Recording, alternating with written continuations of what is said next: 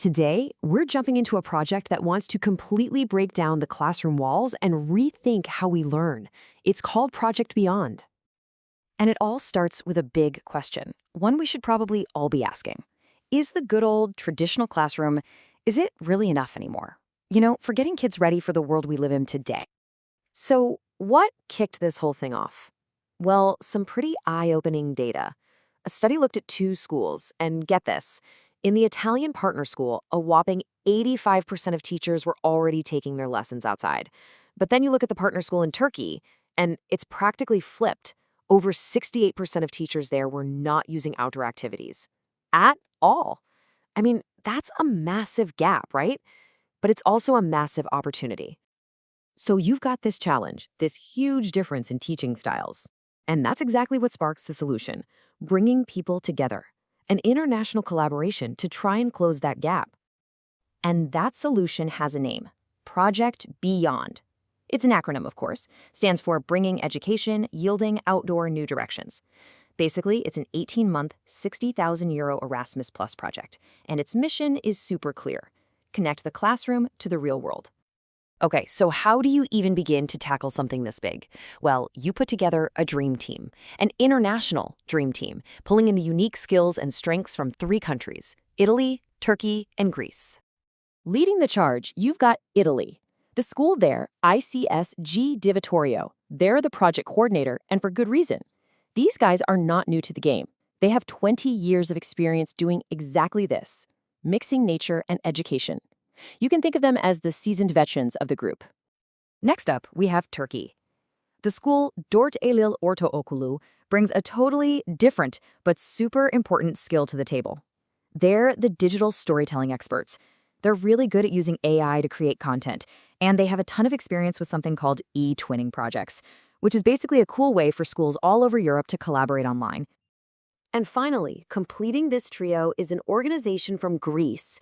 Now, this isn't a school, it's an NGO, a non-governmental organization with an incredible 44 years under its belt. They're the cultural heritage guides, the experts in what's called non-formal learning. So when you put it all together, what do you have? You've got experience, you've got tech, and you've got culture. It's a real powerhouse. Okay, so that's the team. Now for the fun part. What are they actually doing? Let's get into the action plan, how they're turning these great ideas into something real. The whole project is designed to create 3 main things. First, they're making a digital guidebook for teachers, packed with new creative lesson plans. Second, there's going to be a students' e-magazine, so the students themselves can document their adventures. And third, and this is really cool, they're creating AI-powered digital stories, basically short films that bring all the nature and culture they're exploring to life. And, the whole spirit of this thing is summed up perfectly by a quote from the project itself.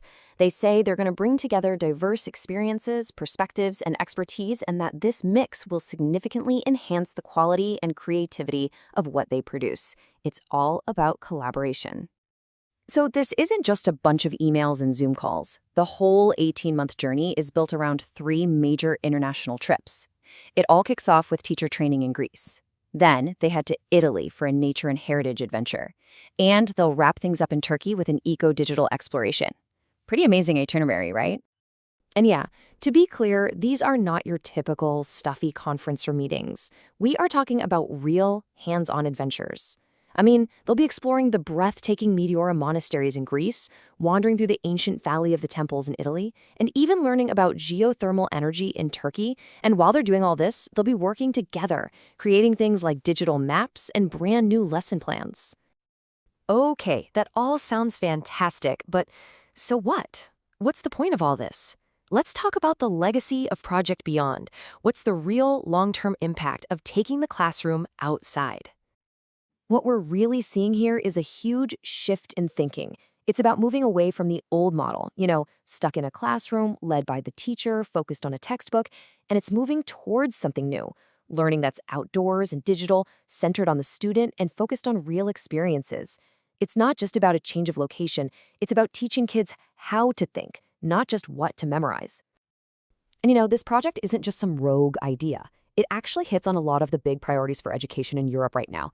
Things like climate change, the shift to digital, and this one's so important, giving teachers the support they need and helping students develop real-world skills.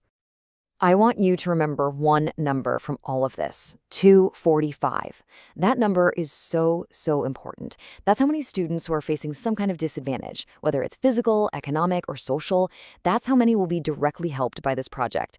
From the very beginning, making sure this was inclusive and that everyone could be a part of it was a core part of the plan. So at the end of the day, the goal isn't just to have a great project for 18 months and then have it disappear. The real endgame here is to create a teaching model that lasts, something that schools can actually build into their official curriculum, something that can inspire other teachers all over Europe to try something new. And that leaves us with a pretty big question to think about, doesn't it? When you combine nature, technology, and this kind of international teamwork, could a project like Beyond actually be showing us the blueprint for what classrooms of the future could look like across Europe?